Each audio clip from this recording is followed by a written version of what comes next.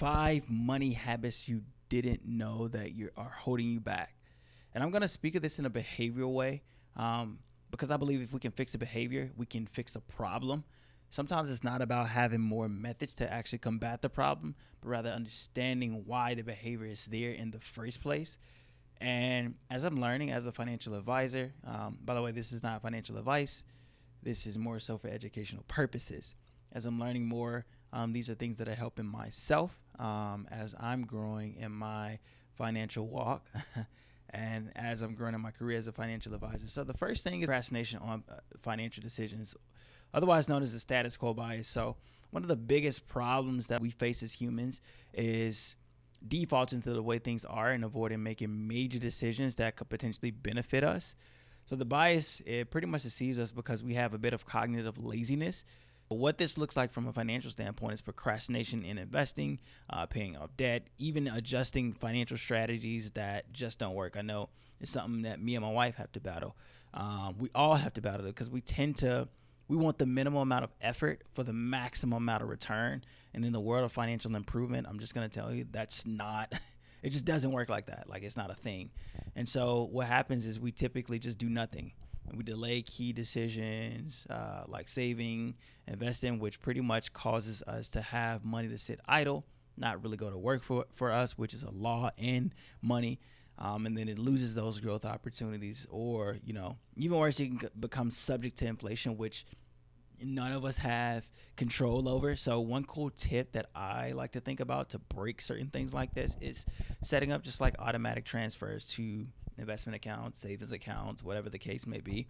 I know that's what I do. That way your brain isn't trying to exert the effort of doing it by yourself. The second one I would say is emotional spending, or what's called present bias. Now, this generation, honestly, we have it the worst when it comes with instant gratification. Literally, we can open up our phone and immediately access pretty much everything that we want 24/7, which can be a detriment to us because, when someone needs to cut back on spending and you have all this access all the time, it gets really hard, especially when, we're in emotional states. But emotional spending typically happens when we seek some sort of short-term emotional relief. I know for me, books are more like an emotional relief for me. One thing that happens is just that desire for instant gratification. It typically outweighs long-term financial logic. So I would say this is probably one of the biggest tripwires for us all as people. No matter if you're in the top 1%, or, just below poverty level, we all have emotions and we all have a hard time sometimes separating ourselves from our present emotions. And, when you're trying to better yourself financially, that part is crucial. Learning to break it or at least mitigate it is super crucial. Why? Because shopping to escape negative emotions leads to wasteful consumption. It also can lead to bad debt. And, when that happens, it's pretty much just like a cycle. One thing that I found to break certain things like this is just recognizing your emotional triggers and replace those spending habits with more positive outlets, put it that way. Things like revisiting, reminding yourself of your goals. That's one thing that's a great thing to do, is to, when you get in those times, just go and look at what you set out to do and make sure that you're keeping that at the forefront. Also, one of the biggest things is, I believe, is just being focused on being content. You'd be surprised how much you could go without once you focus more on just being content. In Philippians 4:11, Paul writes, "I have learned that whatsoever state I am, therewith to be content." And that's from the Bible, just basically saying that, hey, whatever situation I'm in, I'm content with that situation. And the third thing is overconfidence in future outcomes or future income, otherwise known as the overconfidence bias. How this bias typically works is we tend to be overly optimistic about our financial future situation. I know I've done this plenty of times before. Like, I've done it myself, which a lot of times it could lead to poor planning, overspending in the present. You usually see this a lot with how we set goals. We say, by X amount of time, I'm going to be making this amount of money. I'm going to be doing this certain thing. Like, it's fun to set goals. It's great to set goals. But you have a little bit too much fun setting those goals, and you get a little bit too hype, and you start to living as if it's already happened. And, sometimes it'll hinder your progress because, you feel like that, okay, I'll make more money soon. And it kind of encourages you overspending, undersaving, of course, taking on unnecessary debt. In sales, what they call it is counting your chickens before they hatch. So basically saying that you are already planning for things or planning money or spending money that is future money that hasn't come in yet. So, this doesn't mean don't necessarily be hopeful and in expectation. It just means to level out those expectations and stay objective so that you can realistically plan. We never plan for things to not go to plan. I believe I heard someone say, like, there's everything that you can dream of happening in life. And there's definitely a possibility that will happen. Or something else. Nobody ever plans for the something else happening. And so one way I would say to break this habit is just to create a realistic budget. That's something me and my wife were literally just talking about.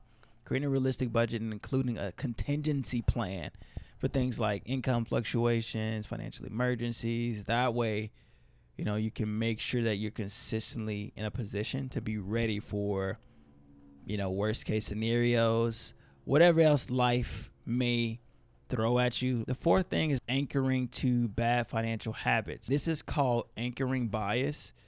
The concept of anchoring basically says that we hold on to the first bit of information that we received about a topic. This is why in sales they tell you don't shoot out your highest number first. A lot of times people get anchored on those numbers. And if I shoot out a high number, you're going to automatically think, okay, this is a number. So there's no going back after I give you that number. And, the same thing is true usually in our financial situations. Sometimes we have a hard time letting go some of the things that we've learned about money or, we've been taught about finances, the things that our parents have taught us or even not taught us, especially methods. When it comes to finances, one thing that I've noticed is that you primarily want to focus on laws rather than methods, if that makes sense. I think that's where retirement the whole retirement thing kind of messed a lot of people up. You're seeing a lot of people now not be able to live off of Social Security because Social Security was a method, not necessarily a law of money. And so a lot of people were, in their mind, it's like, I'm relying on this method of I work for 40 years and then, I'm putting money into this Social Security. And as the government has told me or whoever has told me, I'm going to be able to do what I need to do when, I retire. And now we're seeing people who I've talked to people so many times and they tell me that they live on a $900 in places like California, live on $500, $600 because Social Security they didn't necessarily plan with the laws of money. They more so went by methods, which Social Security was a method. Another method is putting money in a bank, saving money in a bank.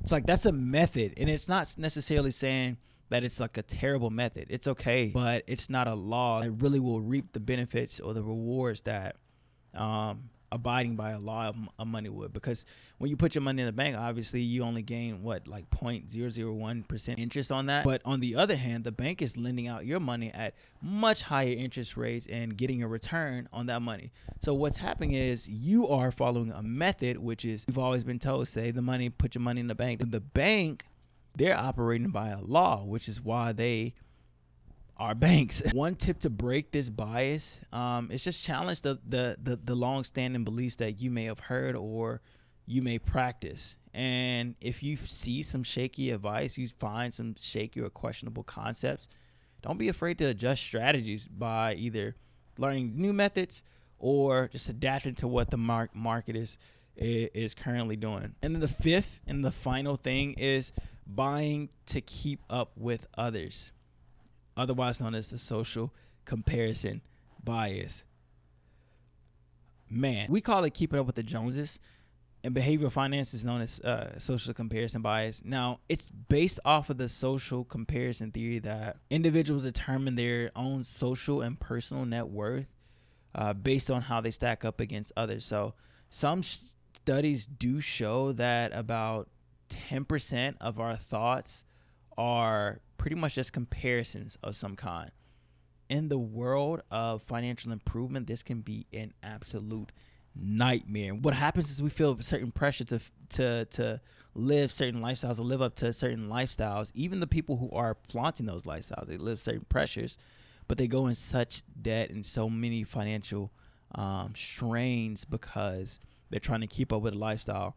My family, they like to take trips. They go on a lot of trips. I wouldn't say just an excess amount, but enough. And, when I'm asked to go, I typically say no, just because I know that, hey, I'm probably not in the best financial position to be going on this trip. I also know I'm in an accumulation stage of wealth, and I want to make sure that I'm doing the things necessary to focus on that, and anything else that would hinder that, I have to pretty much say no to. And so I usually say no because I don't want to feel the pressure. I can't let the pressure of everybody saying, oh, we want you to come, don't worry about this, don't worry about that.